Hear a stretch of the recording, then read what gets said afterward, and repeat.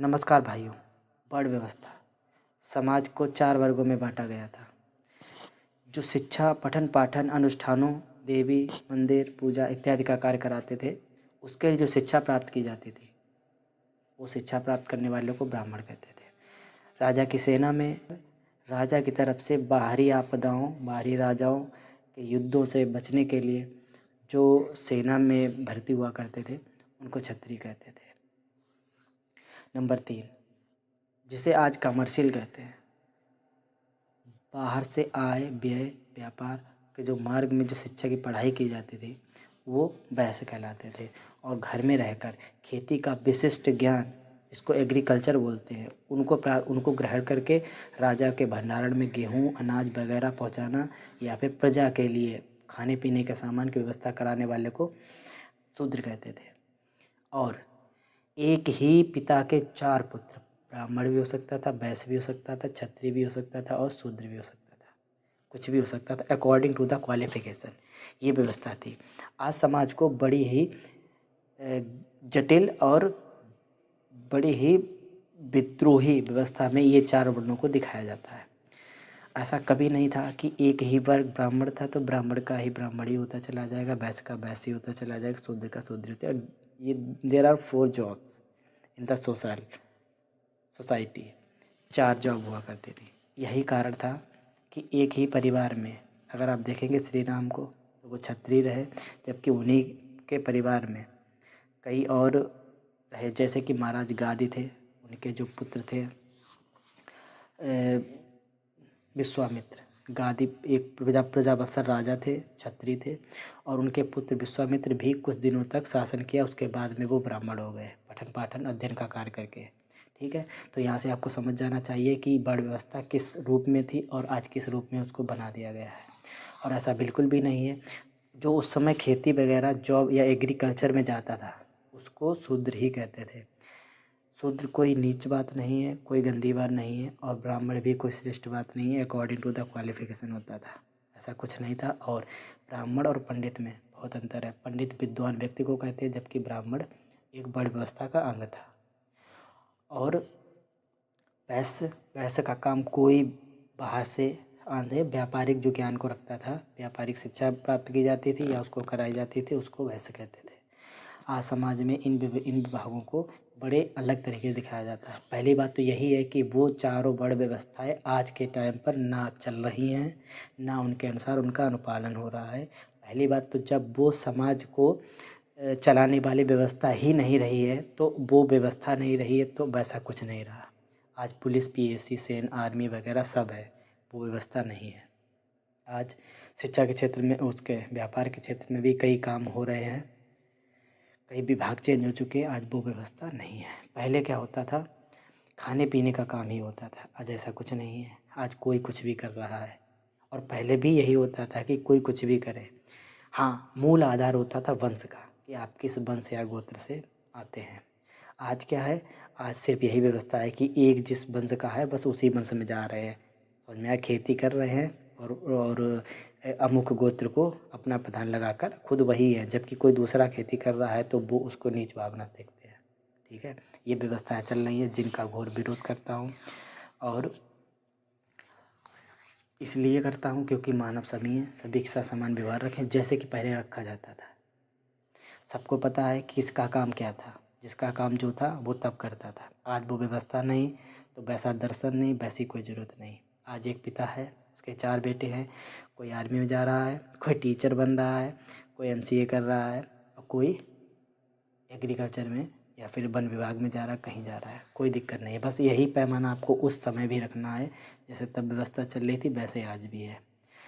और भी अगर आपको कुछ पूछना है तो प्लीज़ कमेंट करके ज़रूर बताएं हमें, हम आपके सवाल का जवाब देंगे। और अभी तक अगर आपने हमारे चैनल को सब्सक्राइब नहीं किया है तो प्लीज़ सब्सक्राइब कर लें। हमारा उद्देश्य किसी भी प्रकार के व्यक्तियों को भावना को ठेस पहुंचाना नहीं है, लेकिन हाँ, वो भी ये याद रखें कि किसी की भी व्यक्तिगत भावना को ठेस ना पहुंचाए। सभी व्यक्ति समान हैं, सभी में समानता का व्यवहार रखें और सभी को समान नज़रों से देखें। हाँ, अगर आपको ये पता करना है कि कोई व्यक्ति ऊंचा या नीचा नहीं हो सकता है, उसकी वजह ये है क्योंकि सभी समान रूप से जन्म लेते हैं। कोई आगे नहीं, कोई पीछे नहीं, कोई ऊपर नहीं, कोई नीचे नहीं। और ज़्यादा अगर पता करना है तो थोड़ा और ऊपर जाएं, जहाँ से इन लोगों का वंश शुरू हुआ है। दो तरीके हैं, एक साइंस भी कहता है कि मानव का जो पिता है वो होमो सेपियंस है, उसी की सब बच्चे हैं उसी के। और कोई ज़्यादा मुनीमी करता है तो साइंस से ऊपर आप नहीं हैं, क्योंकि जो साइंस बताता है उसी के हिसाब से आप जीवित हैं, नहीं तो आप दवा लेना बंद कर दें। दूसरी बात है, एक जो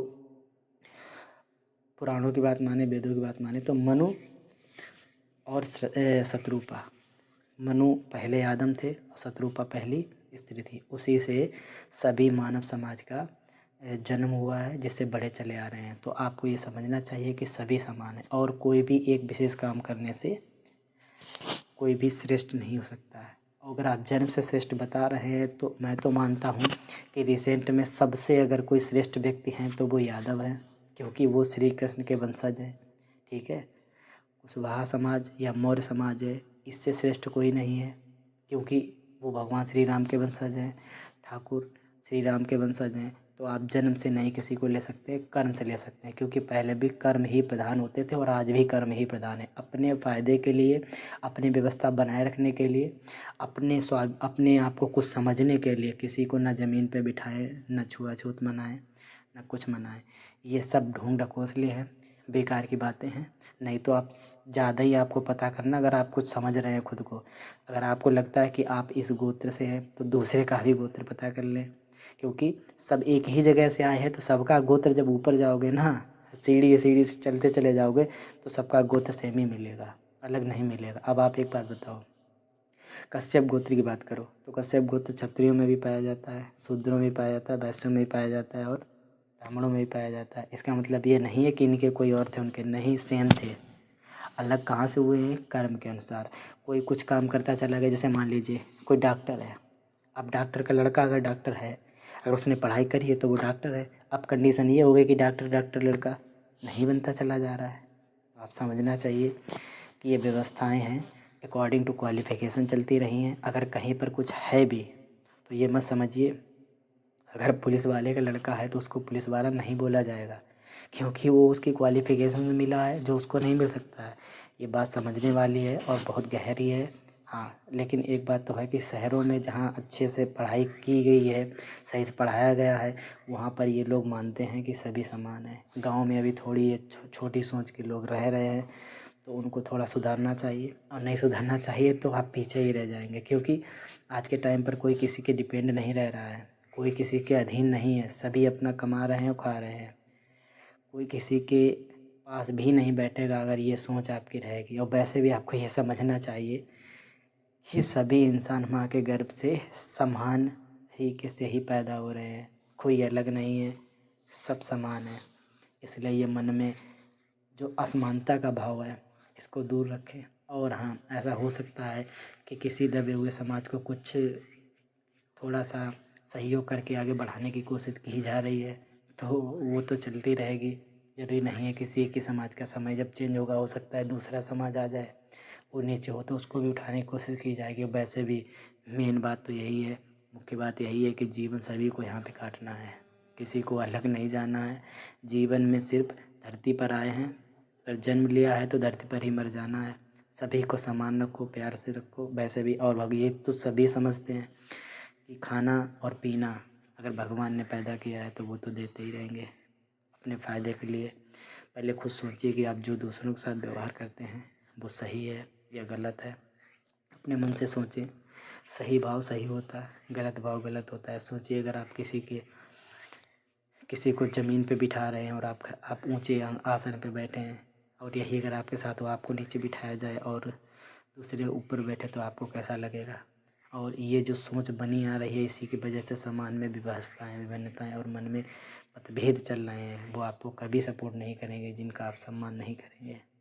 मेरा मतलब सिर्फ इतना ही है कि सभी लोग समान रूप से एक दूसरे के प्रति व्यवहार करें, प्यार से रहें। सहयोग कर पाएँ तो करें, नहीं तो कम से कम तकलीफ़ ना ही दें। धन्यवाद। मिलते हैं अगले वीडियो में, आपसे जल्दी मुलाकात होगी। जय हिंद, जय भारत। और हाँ, समानता का व्यवहार बनाए रखें, ऐसा संविधान भी कहता है, और मानव समाज भी। अगर आप मानव हैं तो मानव का ख्याल रखें। धन्यवाद।